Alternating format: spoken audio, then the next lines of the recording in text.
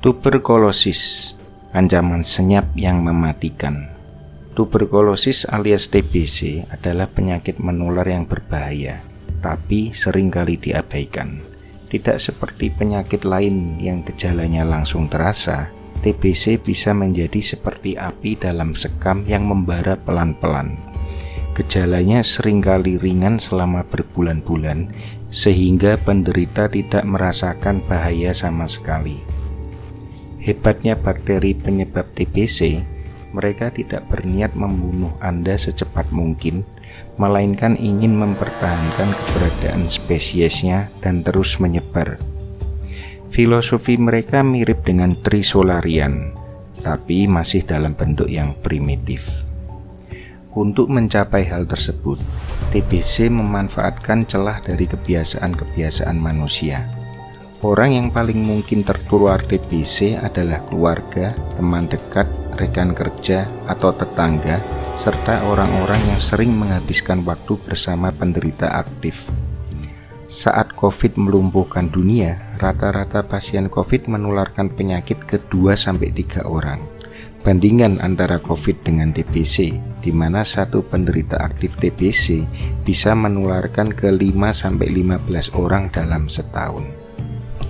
Penularan TBC biasanya terjadi melalui udara ketika penderita batuk atau bersin dan mengeluarkan droplet atau percikan kecil yang mengandung bakteri.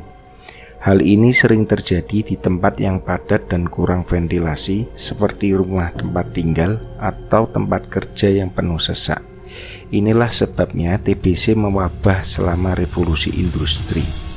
Anda tentu ingat, di film Peaky Blinders, anak dari tokoh utamanya meninggal karena TBC.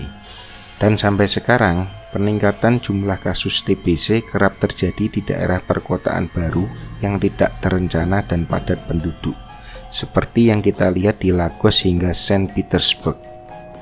Kabar baiknya, sebagian besar kasus TBC aktif, TBC yang bisa menularkan penyakit, bisa disembuhkan dengan menjalani pengobatan menggunakan 4 jenis antibiotik selama 4 bulan. Tapi jika pengobatannya mudah, kenapa TBC masih menjadi penyakit menular paling mematikan di dunia? Permasalahannya ada pada distribusi obat. Sementara TBC hampir lenyap di sebagian besar Eropa, Amerika Serikat, dan Timur Tengah, penyakit ini masih menjadi ancaman nyata di banyak negara lain.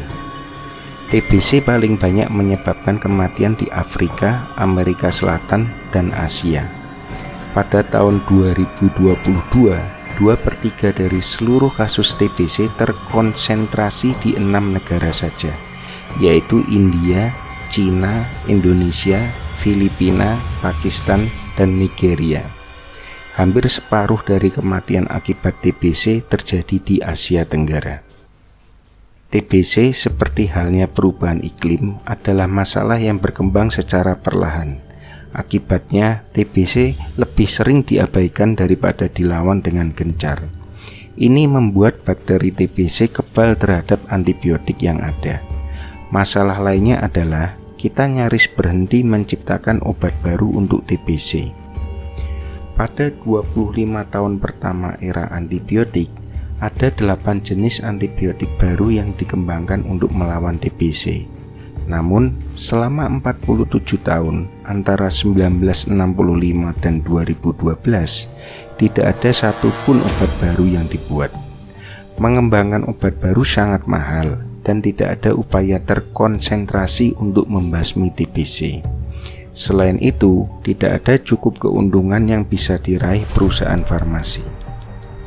Kita memang memiliki vaksin untuk TBC, tapi usianya sudah lebih dari 100 tahun dan tidak terlalu efektif. Namun, ada kabar baik. Sejak 2012, akhirnya ada 2 jenis antibiotik baru yang dikembangkan untuk TBC. Selain itu, vaksin yang lebih baik pun sedang dalam penelitian. Perusahaan yang memproduksi tes COVID juga telah menciptakan tes cepat untuk TBC. Dengan demikian, kita punya kesempatan untuk melawan TBC sampai penyakit ini hilang selamanya. Ini hanya bisa terwujud jika lebih banyak orang yang sadar tentang bahaya TBC dan peduli untuk menanggulanginya. 100 tahun yang lalu di Amerika Serikat, tempat tidur rumah sakit untuk pasien TBC jumlahnya hampir sama dengan tempat tidur untuk semua penyakit lainnya bila digabung. Kematian putih alias white plague, sebutan TBC di Amerika Serikat, adalah penyebab utama kematian di Amerika Serikat. Namun setelah beberapa waktu kemudian, tiba-tiba TBC berhasil dilawan Amerika Serikat. Hal tersebut bisa kita ulang kembali. Sekarang adalah saatnya melanjutkan perjalanan manusia tanpa penyakit ini.